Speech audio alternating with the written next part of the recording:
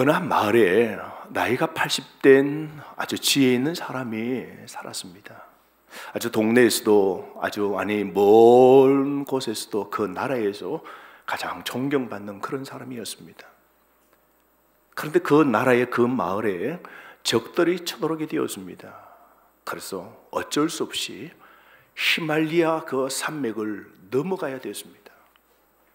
여러분, 80에 노구의 몸을 끌고 히말리아 산맥을 넘는다는 것 쉽지 않죠.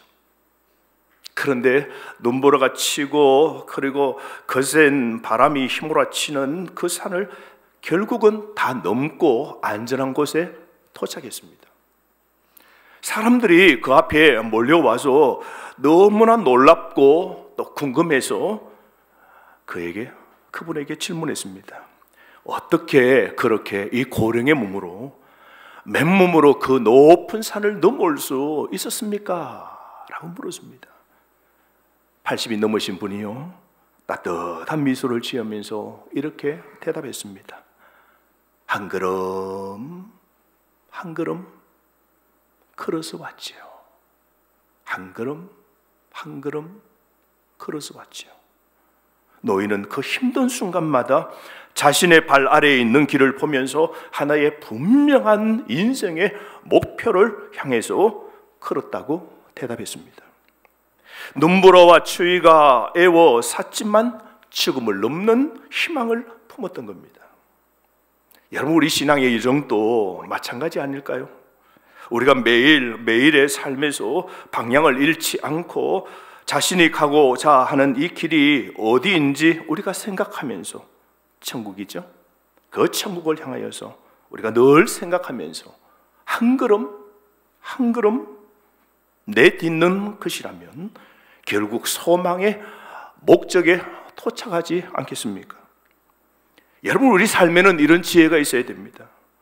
한 걸음 걸음이 어리석음이 아니라 지혜로운 걸음일 때 후회 없고 뿌듯할 뿐만 아니라 행복이겠지요.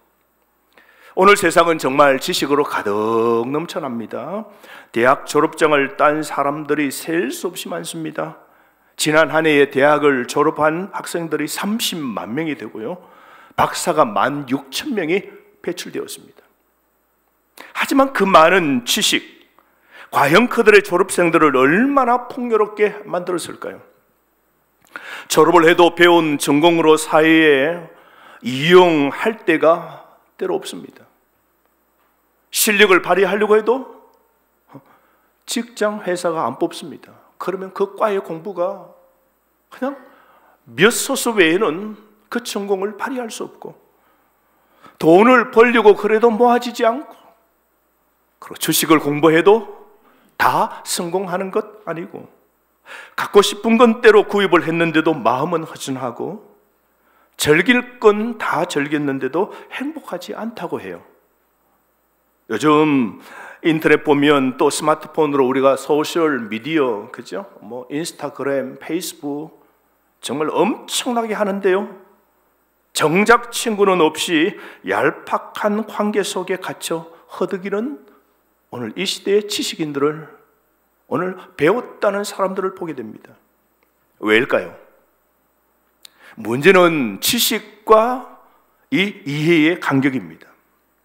우리는 영화 속에 배우의 이름들을 다 꿰뚫습니다. 그리고 축구 선수, 야구 선수들의 그 이름들, 그들의 그 타점들 다 외우고 있습니다. 누가 지난주에 몇 골을 넣었다 다 알죠. 그러나 그들의 그 도덕성, 그리고 그 영화의 주제의 그 깊이, 그 철학과 그 세계관은 뭘 말하려고 하는지 거기에 대해서는 다 무관심하죠. 오늘 이 시대는 정보는 넘쳐나지만 진정한 깊이는 부족합니다. 마치 멋진 외관의 건물 안에 텅 비어 있는 것과 같습니다. 이러한 현실에서 우리는 지혜라는 단어에 다시 귀 기울여야 됩니다. 우리 사회는 지혜롭지 못한 방향으로 치닫고 있고, 우리 그리스도인들도 하나님의 영광 혹은 자신의 이익을 위해 지혜롭게 행동해야 될 책임이 있습니다. 그렇다면 여러분, 지혜는 어디에서 찾을 수 있을까요? 오늘 이 본문인 잠언은 구약 성경의 지혜 문학에 포함됩니다. 특별하죠. 성경의 지혜 문학은 인간의 경험과 하나님의 뜻에 대한 깊은 통찰력을 제공합니다. 이러한 문학은 주로 잠언, 전도, 시편 등 이런 책들로 구성되어 있는데요, 우리가 더 나은 삶을 살고 그리고 하나님께 영광을 돌리기 위한 지혜를 배울 수 있도록 돕습니다. 잠언은 다윗의 아들 이스라엘 왕 솔로몬이 쓴 것인데요, 대부분 솔로몬이 썼죠. 여러분 대부분 아실 텐데 솔로몬은 처음 왕이 되었을 때 하나님께서 그에게 원하는 걸 뭐든지 구하라고 하셨습니다. 아주 하나님의 마음에 흡족한 그런 하나님을 경배하는 삶을 살았죠. 그래서 하나님이 너 원하는 건 뭐냐? 내가 다 줄게. 그때 솔로몬은 뭘 구했습니까? 지혜를 구했습니다. 그래서 하나님은 그의 기도를 들어주시고 이 땅에 예수님을 제외하고 가장 지혜로운 사람으로 하나님이 만들어주셨습니다. 그래서 오늘 아담 이후에 지금까지 솔로몬만한 두뇌와 지식과 지혜를 따를 사람이 지금까지도 없는 겁니다. 가장 그렇게 지혜로웠던 그 솔로몬이 쓴 이 잠언의 서문은 왜 이 책이 쓰여졌는지 이 책의 목적을 알려주는데요, 그게 2절에서 6절입니다. 5가지 목적입니다. 2절, 지혜를 첫 번째 뭐요? 알게 하고 깨닫게 하고, 3절에 그 지혜를 받게 하고, 4절에 그 지혜를 주기 위한 것이고, 5절에 깨닫고 이해하도록 하는 것이라고 말합니다. 잠언 전체에서 볼 수 있는 이 지혜에 대한 다양한 동의어들을 우리는 주목해야 되는데요, 2절에 보십시오. 지혜, 다른 말로 훈계, 명철입니다. 여러분의 성경책이라면 동그라미고 줄도 좀 긋고 그렇게 하면 좋습니다. 책 아낄 필요 없어요. 서점 가면 또 책 사면 돼요. 나에게 주시는 말씀이 들리면 오늘 거기다 줄 긋고 오늘 영혼의 눈을 뜨고 새겨야 됩니다. 4절 말씀에 지혜에 비슷한 단어가 반복됩니다. 슬기, 지식, 근신. 여러분, 이러한 단어들은 서로 미세한 차이가 있지만 그것들은 모두 지혜를 뜻합니다.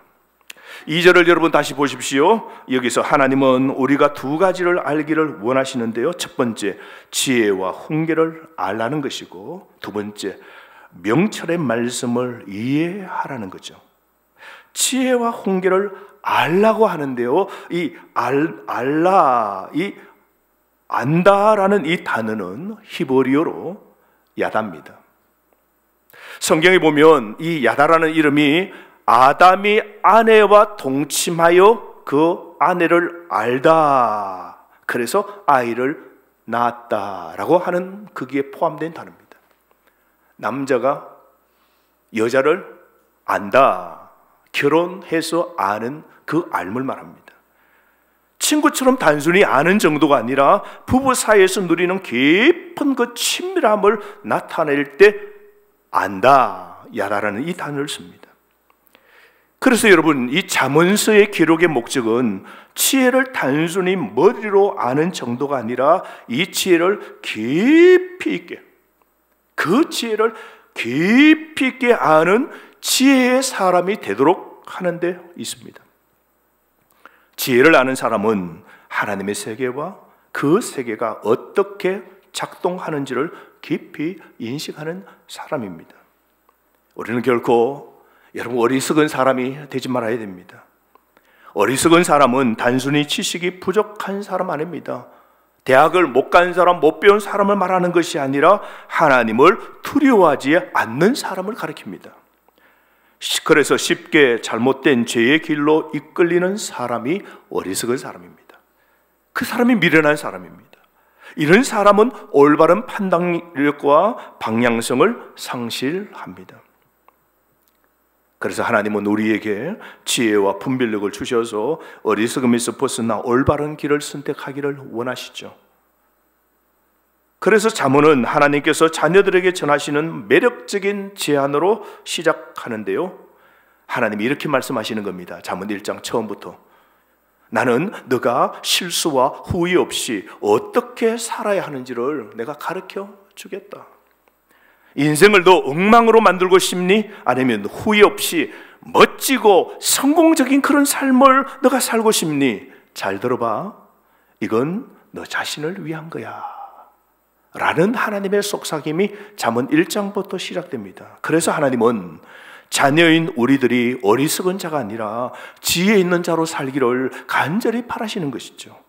그래서 1장 8절부터 9장 이 매듭, 잠언을 나눌 때 9장부터 이렇게 단락을 나눌 수 있는데요, 그 9장까지는 지혜를 추구하라고 권면하고 10장부터 끝장까지는 구체적인 그 잠언과 삶의 적응에 대한 지혜를 제시합니다. 잠언책 전체를 한 문장으로 요약하자면 그것이 바로 오늘 본문에 나오는 7절입니다. 7절은 잠언책의 기본 신조이자 모토입니다. 그래서 여러분, 이 7절은 여러분 줄을 꺼셔야 되겠죠. 암기하면 더 좋고요. 함께 읽도록 하겠습니다. 여호와를 경외하는 것이 지식의 근본, 이거를 미련한 자는 지혜와 훈계를 멸시하느니라. 평생 살아가면서 우리가 꼭 하나 좋은 격언, 명구를 외워야 된다면 저는 이 구절을 선택하고 싶습니다. 이 한 구절이 잠언 전체를 관통하는 주제입니다. 성경 저자들은 종종 강조하고자 하는 단어나 그 주제를 시작과 맨 마지막에 반복합니다.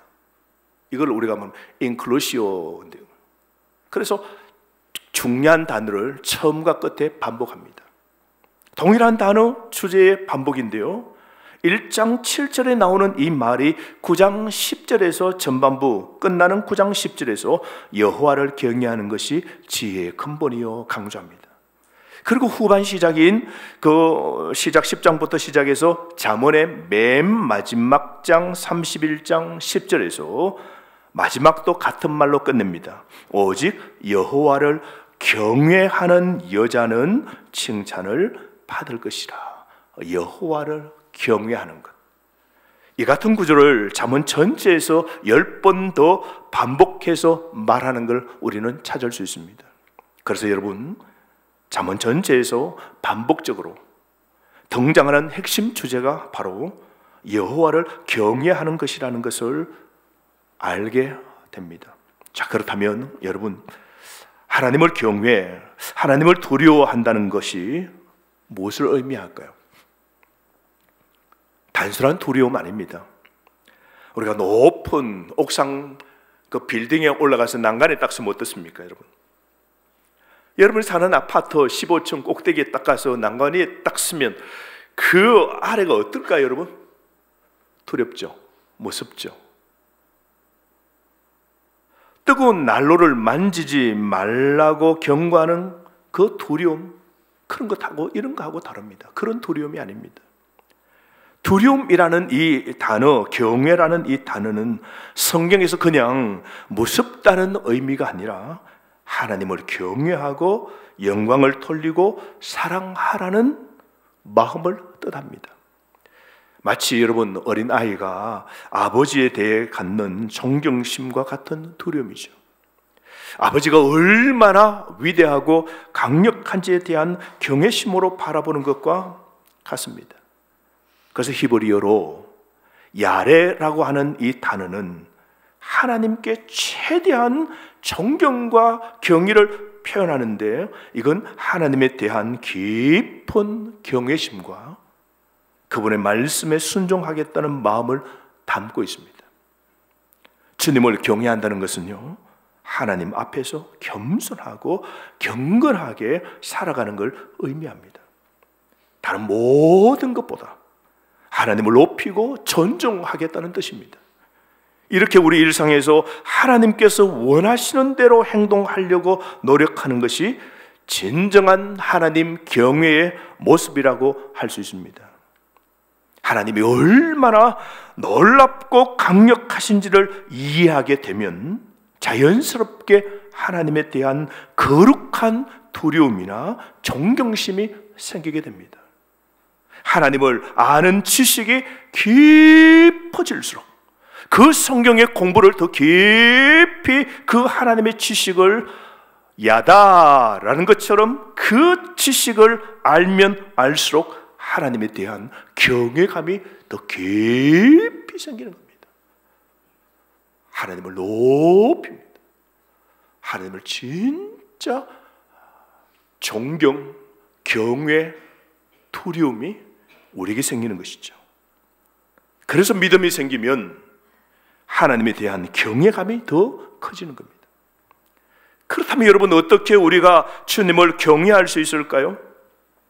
여러분 한번 생각해 보십시오. 여러분이 좋아하는 선생님이 있다 생각합시다. 좋아하는 사람, 존경하는 사람이 있다 생각합시다.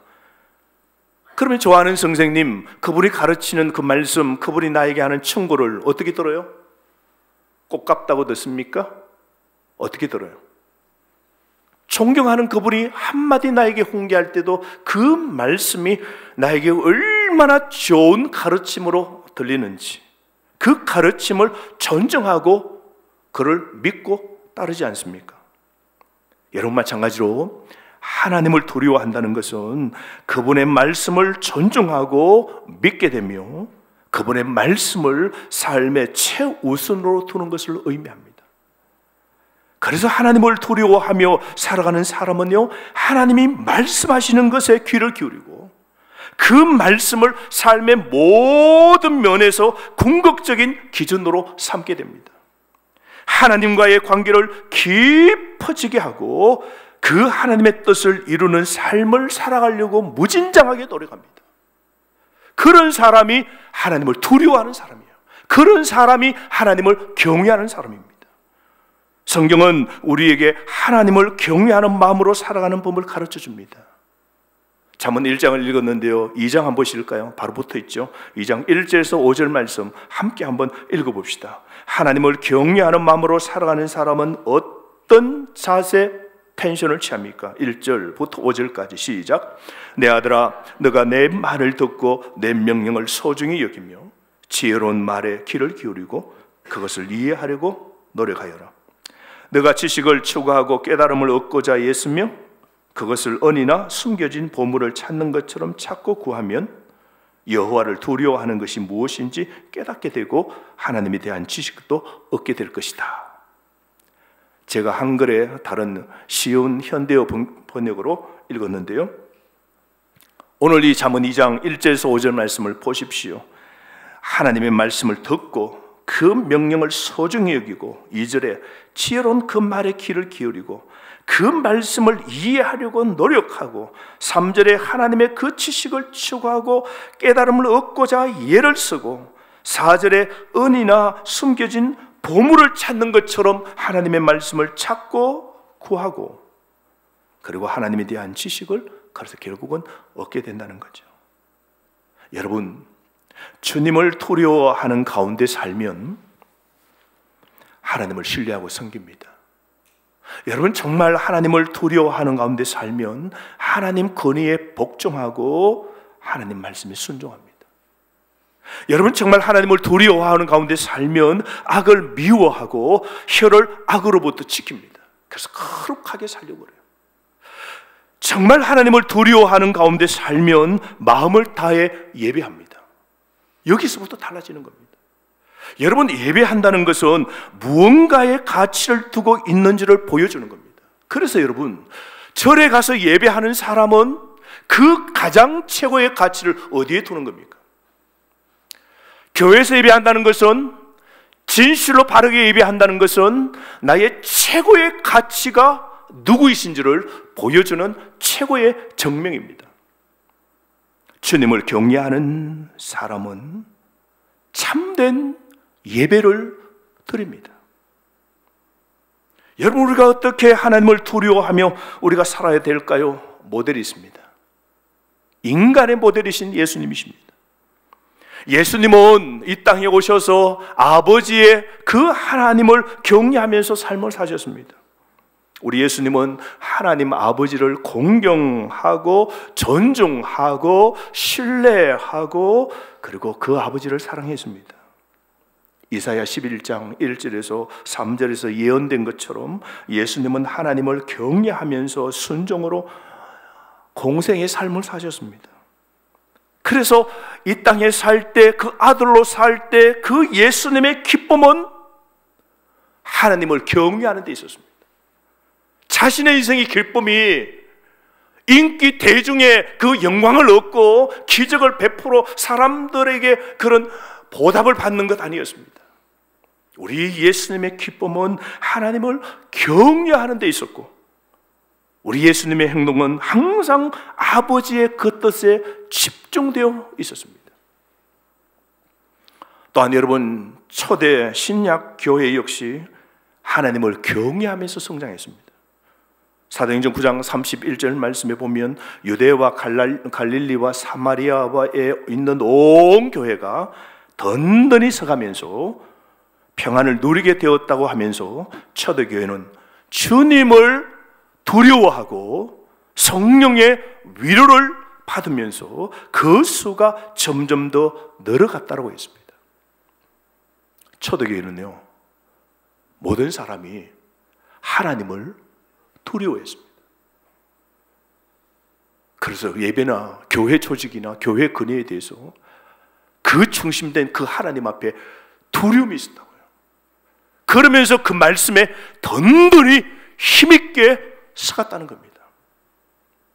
여러분, 예수님처럼 초대교회 성도들처럼 하나님을 경외하면서 삽시다.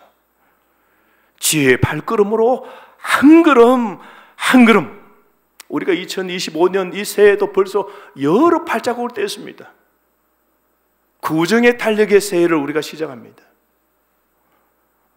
지혜의 발걸음으로 한 걸음 한 걸음 예수님이 초대교회 성도들이 걸어가셨던 것처럼 우리도 그렇게 살아야 하나님이 오늘 이 표처럼 은혜 위에 은혜를, 그런 자에게 하나님이 복을 우리에게 주시지 않겠습니까? 이런 복을 누리는 삶이 되시기를 바랍니다. 그렇다면 우리가 하나님을 경외하면서 살면 어떤 유익이 있을까요, 여러분? 첫 번째, 풍부와 보호입니다. 여러분, 하나님을 정말로 두려워하고 주님을 경외하는 자는 결핍이 없게 되고 하나님의 보호와 구원을 받습니다.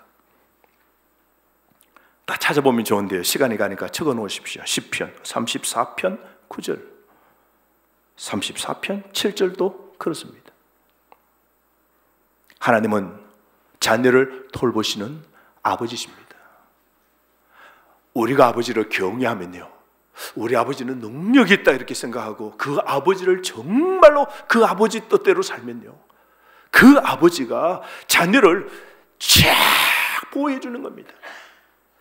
하나님을 경외하는 자들은 아버지에게서 피난처를 얻게 됩니다. 시편 31편 19절입니다.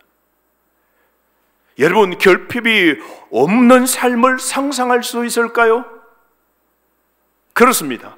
하나님을 정말로 두려워하고 하나님을 경외하면서 살면 하나님이 생명으로 인도하시고 환난 때에도 구원해 주시는 겁니다. 시편 145편 19절입니다. 두 번째로 여러분, 우리가 하나님을 경외하면서 살면 어떤 복을 누리게 될까요?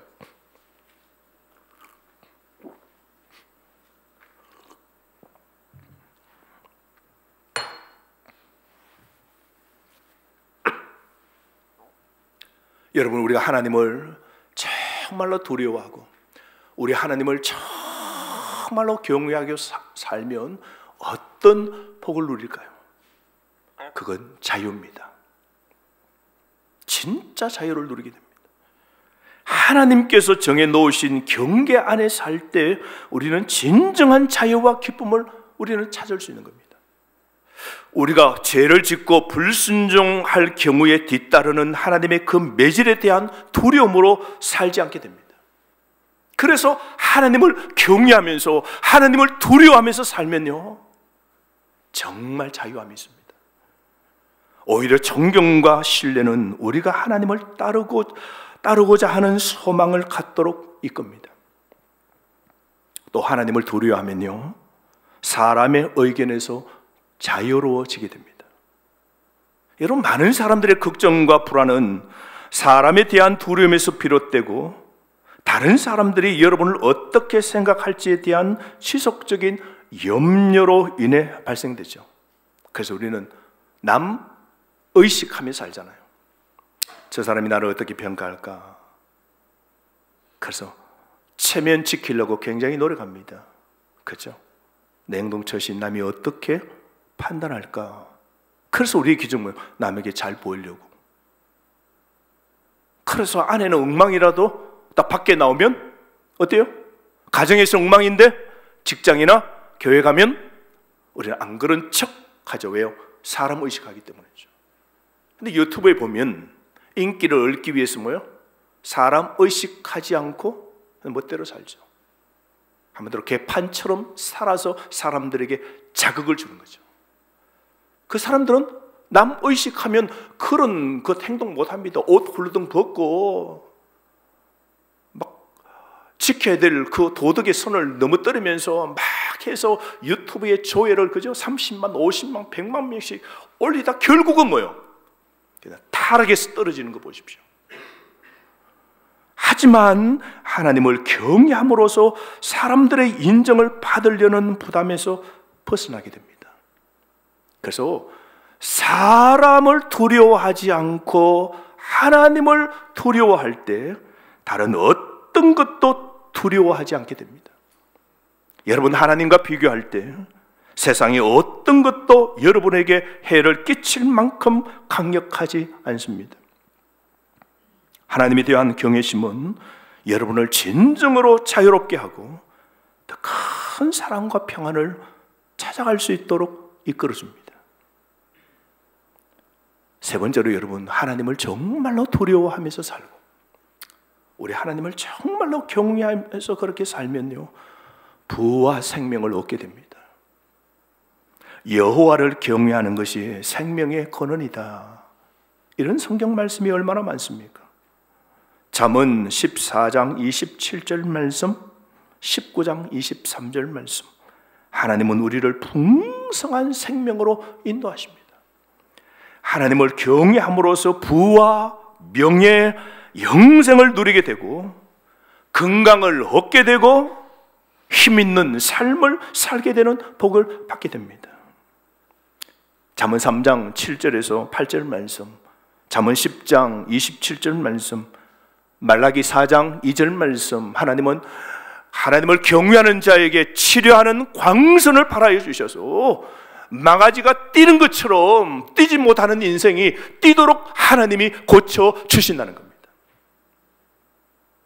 여러분, 예수 하나님 잘 믿고 살면 하나님이 약속하신 이 모든 복을 우리가 누리게 됨을 여러분 절대로 잊지 마시기를 바랍니다.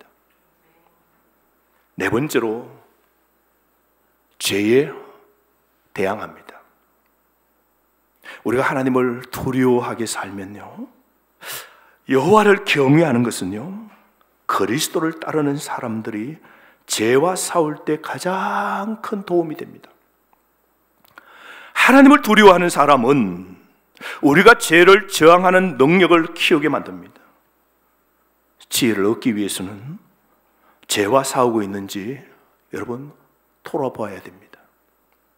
여러분, 아무도 보지 않을 때에도 하나님을 기쁘시게 하고 싶을 만큼 여러분은 하나님을 두려워하십니까?